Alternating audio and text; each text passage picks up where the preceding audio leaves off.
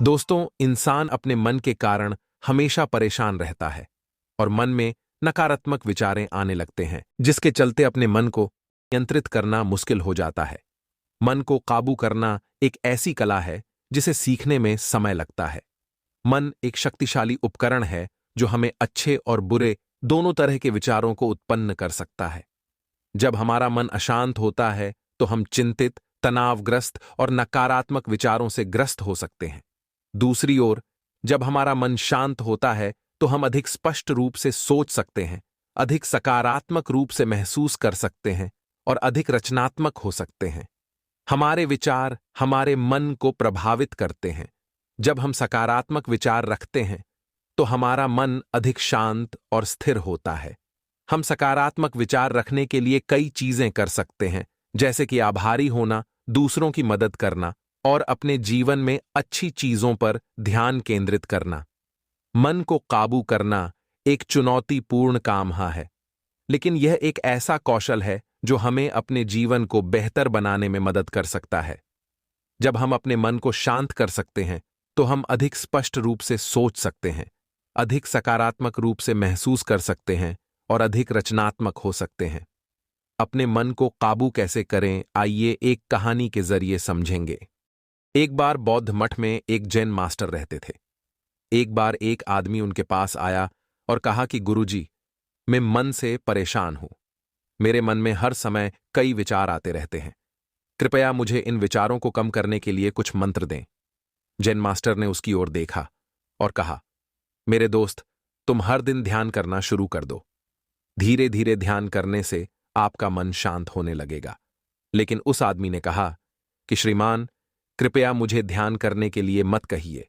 मैं ध्यान नहीं कर सकता, क्योंकि जब मैं ध्यान करने की कोशिश करता हूं तो मेरे दिमाग में और भी विचार आने लगते हैं और ज्यादातर विचार नकारात्मक होते हैं, जो मेरे दिमाग को और बेचैन कर देते हैं।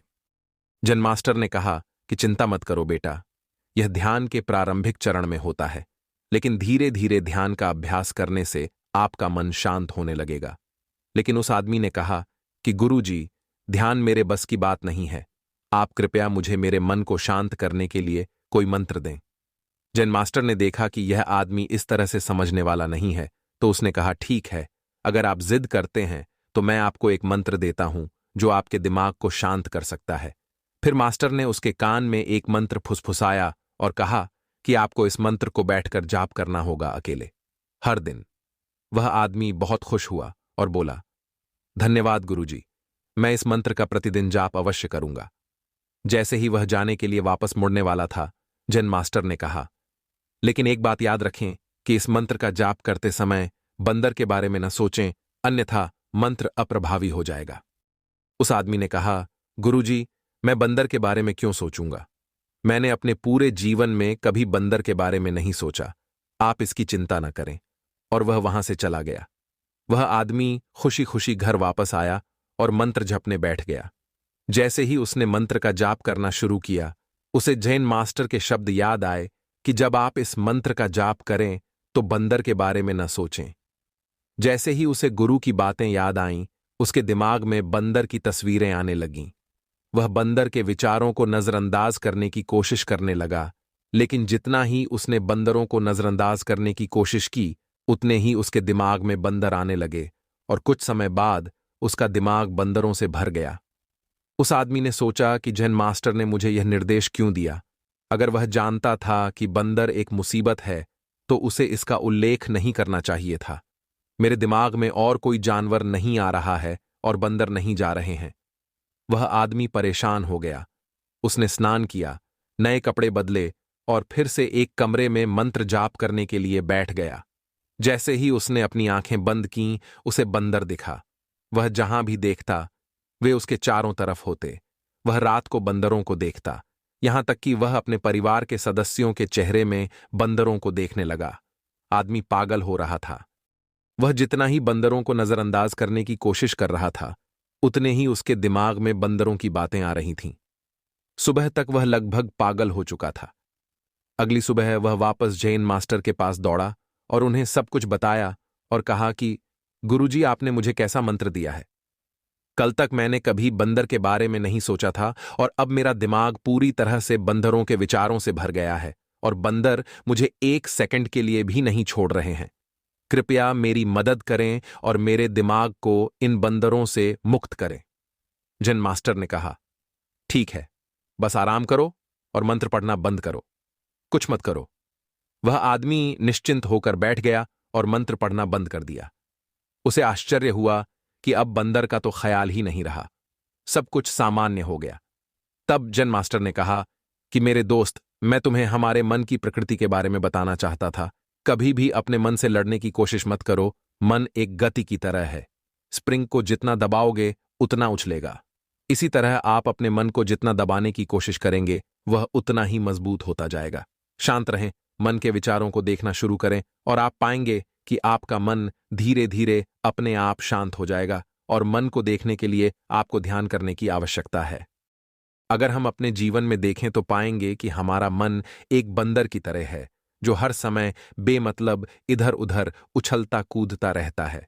यदि आप इस बंदर मन को बलपूर्वक रोकना चाहते हैं तो आप ऐसा नहीं कर पाएंगे। जैसे जितना अधिक आप उसके स्प्रिंग को दबाने की कोशिश करेंगे उतना ही वह उछलेगा। इसी प्रकार आप जितना अपने मन के विचारों को रोकने की कोशिश करेंगे वे विचार उतने ही अधिक बढ़ते जाएंगे। विशेषज्ञ कहते हैं कि एक इंसान का दिमाग एक दिन में 36,000 से 8,000 के बीच विचार पैदा करता है। अगर आप इन विचारों को जबरदस्ती रोकने की कोशिश करेंगे तो आप उन्हें रोक नहीं पाएंगे। इसके बजाय इसे रोकने का हर प्रयास इसे ऊर्जा देता है। इससे बचने का हर प्रयास ध्यान बन जाता है। जब आप किसी चीज से बचना शुरू करते हैं तो आप उस पर बहुत अधिक ध्यान देने लगते हैं। इसलिए विचारों को रोकने की कोई आवश्यकता नहीं है, केवल आपको अपने विचारों को अनासक्त देखना है। हमारे नियमित जीवन में आम तौर पर हम अपने विचारों को देखने में सक्षम नहीं होते हैं, लेकिन ध्यान में आप इसे आसानी से कर सकते हैं। इसलिए आपको अपने मन को देखने के लिए ध्यान का अभ्यास करने की आवश्यकता है। कुछ लोगों का अनुभव होता है कि जब वे ध्यान करना शुरू करते हैं तो उनके दिमाग में अधिक विचार आने लगते हैं, लेकिन इसके पीछे का कारण यह है कि जब हम ध्यान करना शुरू करते हैं तो हमारे दिमाग में छिपे पुराने विचार ऐसे ही निकलने लगते हैं जैसे अगर आप अपने घर की सफाई करते हैं तो सारा कचरा बाहर निकल आता है। इसी तरह जब आप ध्यान करना शुरू करते हैं तो दिमाग का सारा कचरा बाहर निकलने लगता है और आपको अधिक विचार आने लगेंगे, लेकिन आपको इसकी चिंता करने की जरूरत नहीं है और अपने विचारों को आते और फिर जाते देखते रहें और अपना ध्यान अभ्यास जारी रखें। धीरे धीरे मन का सारा कचरा बाहर निकल जाएगा तो मन अपने आप शांत होने लगेगा और आपको कम विचार आने लगेंगे और लंबे अभ्यास से आप निश्चय ही अपने मन को वश में कर पाएंगे। साथ हो, अपने मन को नियंत्रित करने से हमें अपने जीवन में कई तरह से लाभ मिलते हैं। हम तनाव और चिंता से मुक्त हो सकते हैं, अधिक सफल विचारक बन सकते हैं और बेहतर निर्णय ले सकते हैं। इसलिए हमें अपने मन को नियंत्रित करने के लिए प्रयास करना चाहिए।